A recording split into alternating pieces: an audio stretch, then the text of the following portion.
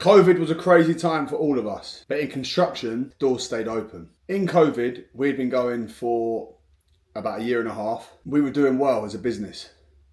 You know, we had a great start. We took on a good contract that got us going.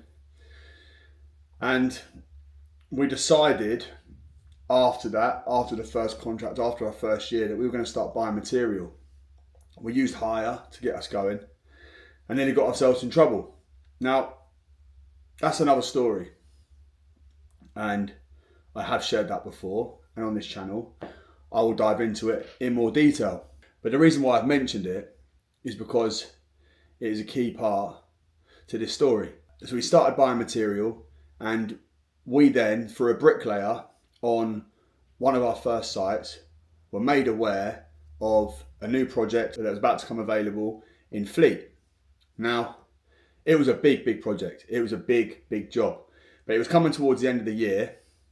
It was a large hotel that was a complete new build. It was a Holiday Inn, complete new build. And obviously we were in our infancy then. So a big job to us, there's loads of money there, yeah? So to win it, we went cheap. And I had a surveyor who priced the job for me. He priced absolutely everything. He priced full scaffold around the outside, full scaffold on the inside. It was a lot of scaffold, yeah? Handrails up the staircases. There was scaffold in the lifts. There was everything. Now, the builder, when we went to see him, an Indian guy called Sammy, who, by the way, is a lovely guy, but a very tight businessman. Very tight businessman. And I basically priced the job, and I hadn't actually dealt with Sammy yet. It came through the bricklayer. The bricklayer dealt with Sammy. I then get a call out of the blue to say, look, he likes your cost, but he wants to come and see you. He's interested.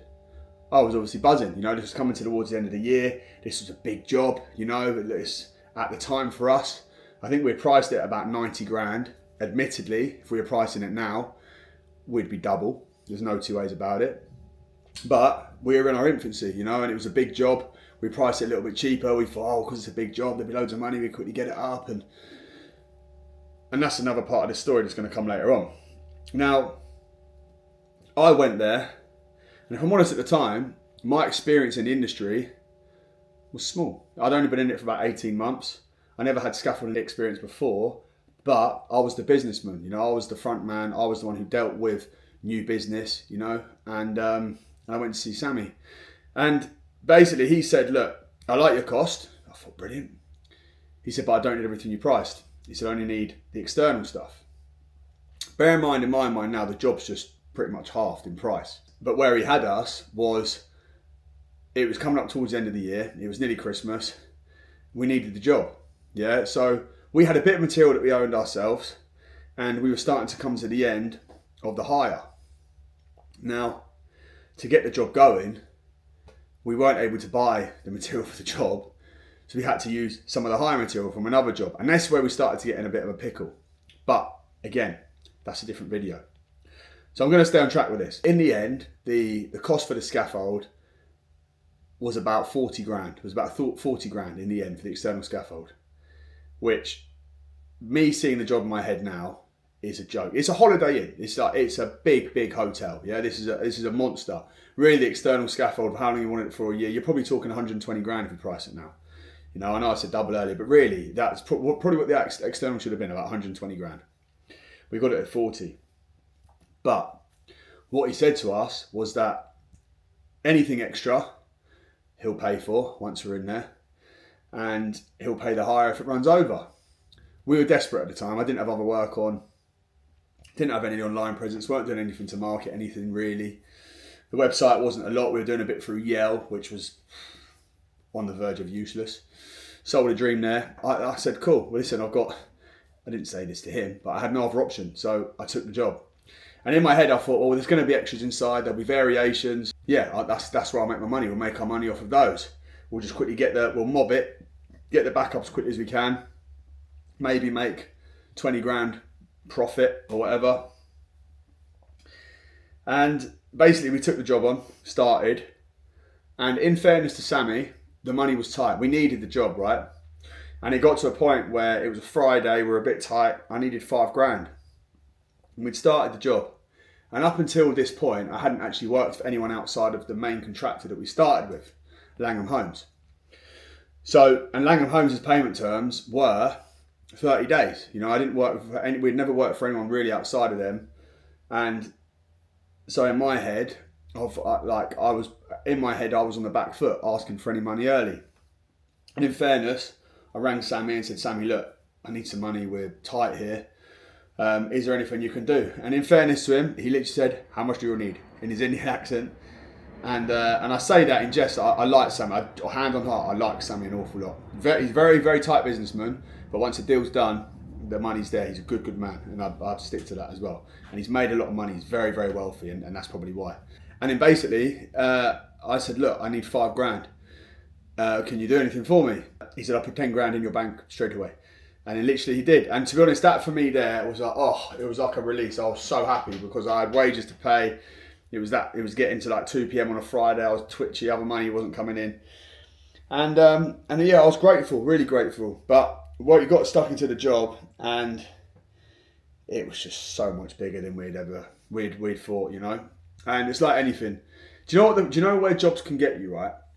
And it's where everyone needs to be so careful. And now I've got this and I'm going to get to this as well. It's one of the main points of this video. But it's so easy, right, to be blindsided by a figure. Yeah, so you look at a large project and you think, wow, you know, it's like a couple of $100,000 or whatever it is, right? And you picture the figure and you think, yeah, we can fly through this. 9 times out of 10, it's completely irrelevant because if you break it down into each part, yeah, the big jobs really, they aren't the money makers. The money is in the jobs where you're in and you're out, you know? If you could do 200 grand's worth of £1,500 jobs, you're going to make a lot of money. But one 200 grand job, and the reason why is because there's days where it might be like morale, or you're waiting for other trades, or the lorry's late getting in, or there's things on site, or there's things that happen on the big jobs more often than what happen on these little small ones. As long as you're doing the right type of work with the small stuff, you know, 9 times out of 10, there's not issues. You're in, you're out, and you keep moving, you know. Yeah, we took the job on. It was way bigger than we thought, and by the end of it, we didn't make any money. Like, we definitely didn't. And there was extras in there, and in fairness, Sammy paid them, but it was like a fight, you know. Everything was a fight to get the money out of him. Not to get the money out of him. It was a fight to get the money agreed. Once the money was agreed, and you needed it done, no problem. He's a very, I feel like tight's the wrong word. It sounds like I'm almost like not being nice. Listen, he's a proper businessman, yeah? He's a numbers man, right? And he's a multi-millionaire. He's lost a lot of money. He was trading as well. He's lost a lot of money trading, millions and millions and millions. But he's a good man. And there's a message for that as well. So I'm staying on track with the video, right? And I want to make sure with these videos, I stay on track because it's so easy I want to stay on topic. But just a little sidetrack here. This little story of Sammy's that's good for you guys to hear, yeah? Is he was a trader, right? So he used to gamble a lot of money. Well, is it gambling? Not really, but he was a trader, okay? Gambling to me, because I don't know the ins and outs, so I'm sure a proper trader would tell me to shut up. Oh well, fine, no problem. But he's a trader. And basically, very regularly, he would earn, or win, however you call it, I don't know. But he said it'd be quite frequently that he could get between 700 and 800 grand in a morning. He said, but you're always losing 20 grand a week. But however, the big wins would always come. He said he was making big money. And listen, this is a man now who I would say probably is easily worth, at a punt, listen, bare minimum, 10 million.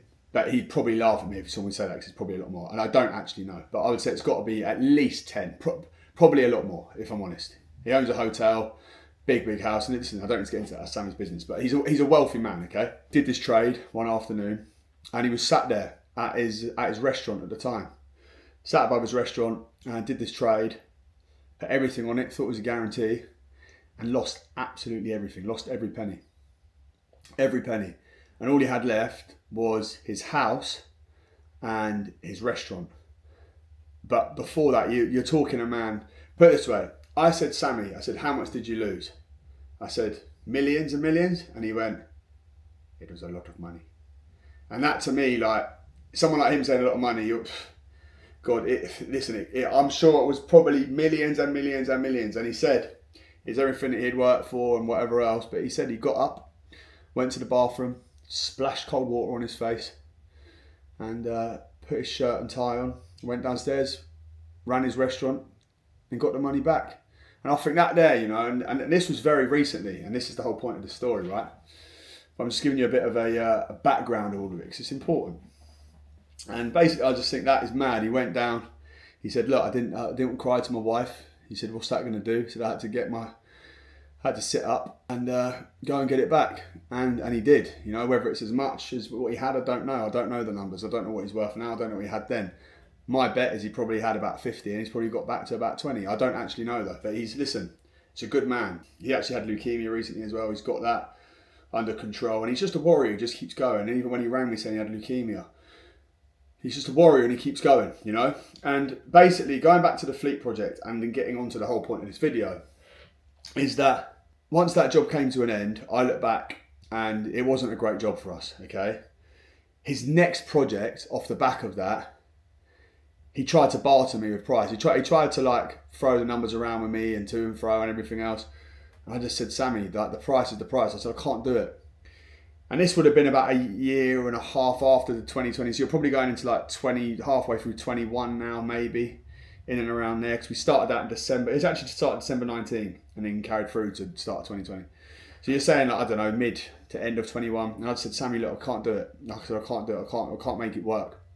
He ended up getting another scaffolder in, as people always do. There's always someone there who'll do it for paying wages. And I just said, "Sammy, look, I can't do it." He said, "The numbers don't work." So he ended up going elsewhere. He used a different scaffolder, had issues on the job, but he used another scaffolder and they saw it through. Now, I hadn't worked for Sammy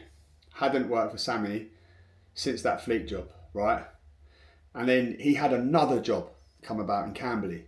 Now, we met first there, I would say about a year and a half ago. So probably the middle of, towards the end of 23 maybe start of 24, end of 23. And I met him at this job in Cambly. And it was a nice job. Nice job. His site's never the tidiest at the start, but it was a nice job. Tidy site, it was a nice job. And basically, I walked the site with Sammy, and what it was, I would say, it's a little apartment block. Nice little job, very local to us. And I priced it, and I said that my price was about 18 grand. And that included 6 months hire, which would be the overhire charged at 5% per week. And he came back and said, "No, too expensive, I'm not doing it, Now, I've driven past the job, this was about a year and a half ago, I've driven past the job about 6 months ago, or slightly less, maybe 4 months ago. And the scaffolder. So I'm like, "Oh, you found someone, cool, no problem, he's got someone else." And bear in mind, listen, me and Sammy, like, if I saw him in the street after that, like, I talk like, listen, I'm not a weirdo, I'm not emotional with these jobs anyway. It's all about numbers. I get that for everyone. It has to be. It's why we're in business. So there's no emotion there. It's all so black and white. It couldn't work for me. So, and that means it didn't work for him, what I wanted. So no problem, we go elsewhere. But the whole point of this video is Sammy ended up using another scaffolder. I got a call about 4 weeks ago and he said, "Joe, I need to meet you on my Cambly site." I was like, "Right." I was like, "Why?" He said, "I just need to meet you there. Can you come and see me?" So I've driven down to the site in Cambly. Scaffold's pretty much up there. The block work's all the way up there. It's, like I say, a new build block of apartments. And I said, "What's the matter?" There's been conflict between him and another scaffolder. I don't know what or care. He said, "And basically, I might need you to take it over." I said, "Well, I can't take it over." I said, "The scaffold needs to go." And he said, "Yes, okay, that's what I mean. The scaffold needs to go." I said, "Yeah, okay, it's fine." And he said, "Well, how much can you do it for?" I said, "Sammy, the price is still the same." So it's still the same job. I said, "You should have listened to me the first time when I told you this. You had problems on the first job that I didn't do. Same with the other one, you know. And then now he's probably paying double. I don't know what he's paid the other scaffolder, but it can't be far off that, you know. I doubt it's much less." And that's the thing, is people go somewhere else. Like if it's an 18 grand job, he's probably saved 4 grand potentially that he could have done. He's probably ended up paying what? Obviously I'm guessing these numbers. I don't know how much cheaper the other scaffolder was, but now he's paid for the other scaffolder. Bear in mind the job's pretty much up to height. There's just a couple of lifts to go. They've had a fallout. He's got to go, and now I'm in the door potentially.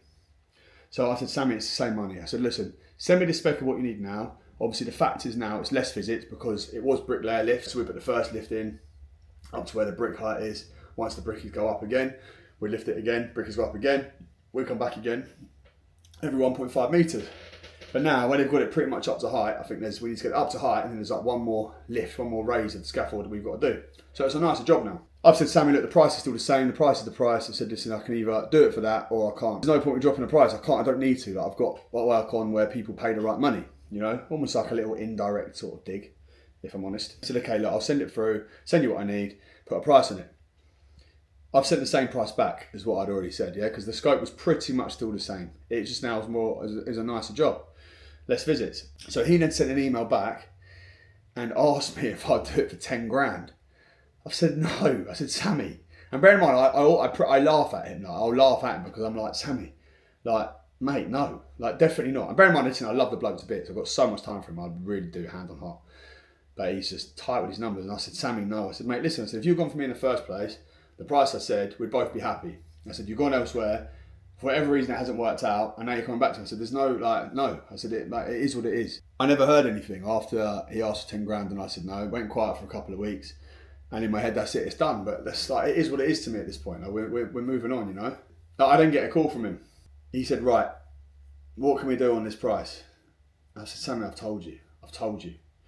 But bear in mind, like I say, it's a nicer job now. It's less visits, and it's an easy job. It's straight runs. I said, look, I can knock a couple of grand off. I said, it's 18 grand. He was trying to still get me down to like 12, 10s, whatever else. I said, look, it's 80. I said, the price is 18 grand. I said, but it is a nicer job, admittedly. I said, I'll fix it for you at 15 with everything included. I said, but any extras need paying for, and any hire needs paying for. We charge at 5% per week of the overall cost. Yeah? So there's a decent bit of money on the hire per week. It adds up, the over hire, you know. It's well worth charging. That'd be £3 grand a month, you know, and typically they all go through a few months over, you know. That's your money makers in the hire, really, as a scaffolder. We're now doing the job. We've done it at 15 grand, and that'd be a nice earner, you know. The boys will probably have that up in a few days, you know. It'd be a nice little job. Send the gang there 3 days, that'll be up to height, and it'd be a good little earner. They'll probably be higher on it too. And any variations, they'll be charged at what they need to be, or you can get someone else in. And and that's what I say to anyone is like, listen, the first job we did for peanuts, right? I saw there was a problem there. So the next one, I thought, no, I can't do it again. So many people get caught in the trap, yeah, where that second job, they will end up taking it on because they need it. Stick to your guns always. You have to stick to your guns, you know? Like, listen, this is going back 5 years ago about 5.5 years ago that we started the first job for him. It wasn't a good job for us. Yeah, the second one would have been the same. This third one would have been the same. You know, just because he's got work doesn't mean you can run at a loss, you know. You got to pay for, there's overheads of your business, you know, you've got wages to pay. There might be something that's been missed, or you need to be making money, and good money, otherwise it's not worth it. And especially as a construction business owner, you know, if anyone gets injured, yeah, we're done, corporal manslaughter. You know, even if you've got everything in line, you know, there might be one little bit of paperwork out of line, boom, that's it. It's getting pinned on you. You can't work for peanuts, and you can't compete with cowboys, you know? And you've got to stick to your guns sometimes. And that's what I do with everyone. I stick to my guns. My price is my price. But now, obviously, we've got a lovely brand, you know? I feel like I'm very strong in business at what I do now. I think I'm very, very strong, you know? And I say that with confidence, not arrogance. The truth is, Stella's a great business and a great brand. The only thing that's going to get us to where we need to be is just time. We're not going to go 100 miles an hour because there's no point, you know? I'm not an excited little boy anymore. You know, I'm a businessman. You know, and I know how to scale, and it's like, you can't go at 50% a year. It's no good, you know. Yes, we did it last year, and we are going to do it this year, but that's because we've got a lot of jobs on hire. It's easy for us to do, but we're going to trim it down. This year, we should be close to £3 million in turnover, and then after that, I reckon 20%, 15% is lovely, and it's still quite high. 20% is high, but it'll be sustainable, you know, for us. And that's what I say to anyone is like, create a product, yeah, where people want to pay for it. Like Gucci don't sell clothes at George as the prices. They've created a brand, you know, and they've stuck to that price. You know, and listen, it might be times where you miss out on jobs and it might be a bit tricky, but it's going to be even more tricky if you win a load of cheap ones and you become a really busy fool. That's when you've got more chance of going pop. Stick to your guns, ride it out, you know. And what the process with Sammy, we can call this Sammy's story, yeah? My story with Sammy. And listen, it's been a long-term journey now. But anything he's got next, he knows my value. Is he going to go anywhere else? No, of course he's not. Is he still building? Yes. He's got more stuff coming up, you know? And he will know now that with me, he has to pay the right money. But with that, the level of service he will get, the safety of the scaffold, the image of it, Lovely, brilliant, hassle-free. Sean, my contracts manager, him and the equivalent in the bricky firm, they will talk to each other, liaise, the job will just run itself. Hassle-free for Sammy, hassle-free for me, and everyone makes their money. How it needs to be. You know, you can't compete with cowboys, and that's one thing that I'll say to anyone. Stick to your guns, and sometimes you will lose out, 100%. It's better losing out than taking on a job where you're going to lose money. You're better off riding it out, weathering the storm, and waiting for people to see your value, because like anything, if you put the value there, the people will see it, and you can't work for free. Because if you do that and you start losing money in all your projects because you're undercutting, you're going to go pop. So stick to your guns, weather the storm, and back yourself.